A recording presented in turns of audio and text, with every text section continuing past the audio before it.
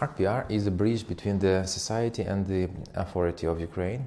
There were lots of different organizations and coalitions in Ukraine since independence, but this time it's a little bit different. This is the biggest that united dozens of people and organizations, and people in RPR found and developed the rules and procedures that help them be effective and stick together. Every decision here is a very open and flat, so on a democracy approach. So you cannot push, you cannot impose on anybody anything.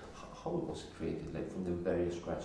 Like when the idea happened? Activists participating at Maidan thought in early January that that would be very nice if a certain platform that united experts would exist. And on the 7th of March there was the first assembly of founders of Reanimation package of reform. The idea was that most of the people who were present at that meeting were managers of NGOs, and they were co-authors of draft laws, legislative initiatives that were paused, stopped for years because of the Yanukovych regime. And the main idea was to be one voice, one power, and to push on the previous convocation parliament, deputies, most progressive of MPs, in order to adopt those progressive pieces of legislation. We became like a think tank, quasi think tank. We developed the roadmap of reforms. We understood that we have to possess an annual plan in which particular reform. We developed from 8 groups in the beginning to 23, like taxation, media. On those initiatives that were adopted in the parliament and implemented, we put stamps here. I think that at least half of the planned activities have been performed within the year. It's quite a lot. No, we have adopted in the previous convocation we have adopted about 20 laws, and today, altogether with the previous, we are about 80 laws. So I mean, we want to finalize activities on implementation side, since now we admitted that the number of laws adopted is not a result, it's not a goal. It's some sort of result, but it's not a goal. Goal is a change. I would like to ask you, what was the role of the revolution? The role of Euromaidan was huge. I think this is a real reason why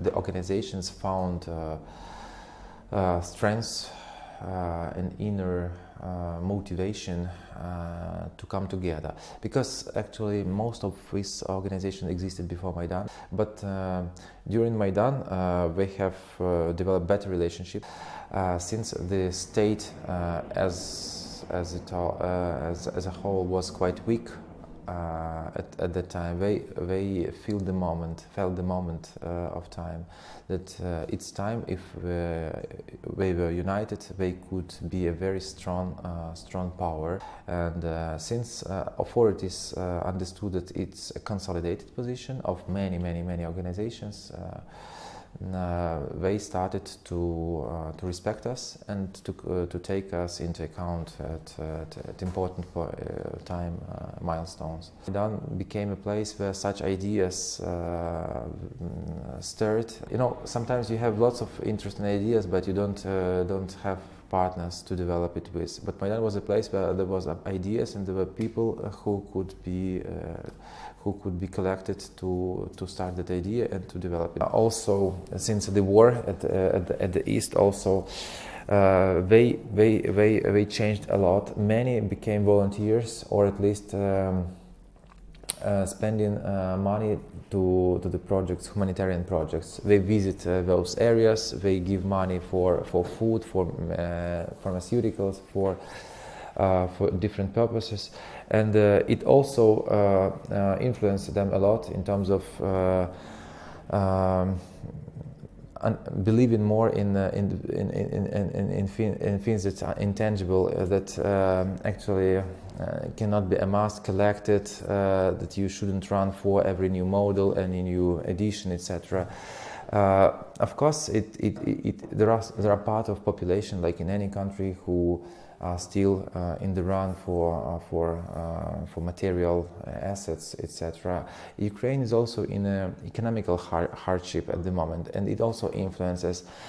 We see that many persons, like myself, by the way, quit entrepreneur sphere or business and went to civic society as administrators and managers. They earn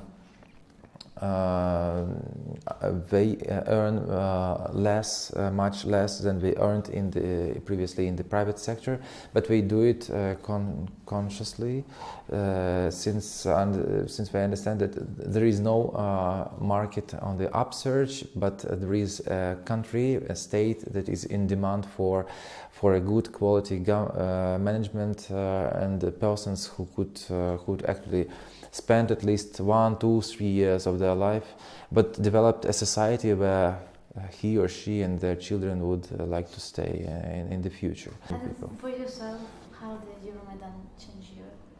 Oh, it changed me a lot, because I worked in the private sector for 12 years. I was a marketing manager in 3 corporations. One of them was American. And then I was a private consultant for 3 years before Maidan, and then I left all the initiatives and job, and spent all my time during the Maidan. We at 21st of January started the initiative that we called Safe Transportation. 21 person united. All of us met at the street first of time. We were not friends before, and we got an idea that many sick and injured people should be transported to safe shelters, not to state hospitals where policemen could find them. We found developing this initiative, and it grew into quite a big volunteer group which united 45 persons today. And what do you think the world can learn from Ukraine? I think the world could learn a very important thing, that after the revolution we didn't go home, but united to continue cooperation with the powers to build the state, strongest state. Do you see actually a connection between the Arab Springs, Occupy Wall Street, or Indignados movement in Spain and what was happening in Euromaidan here? Something is similar. We didn't want to live under corrupt tycoon who actually didn't want to develop the democracy, to develop the society as it was. And I think that it's not unique. It will happen in many countries, in other countries rather than Ukraine, and even Eastern Europe or Arab countries. We should be prepared for such revolutions in even very well-developed countries. Why is that? Because the world order actually is not very much secure, I would say, because we have many challenges. We have lots of people who are poor, who want to migrate, who needs more care, and we have the disbalance of resources in the world, unfortunately, and its gap still is widening. So there are lots of problems where Ukraine is only a tiny part of. But what I wanted for Ukraine, I want to develop the quality of the communities and coalitions where we are represented, and we want to build good connections with international similar coalitions and platforms, so that if something really serious happens, we want to do it together with our partners in European countries and in Canada, in the United States, even other countries in continent.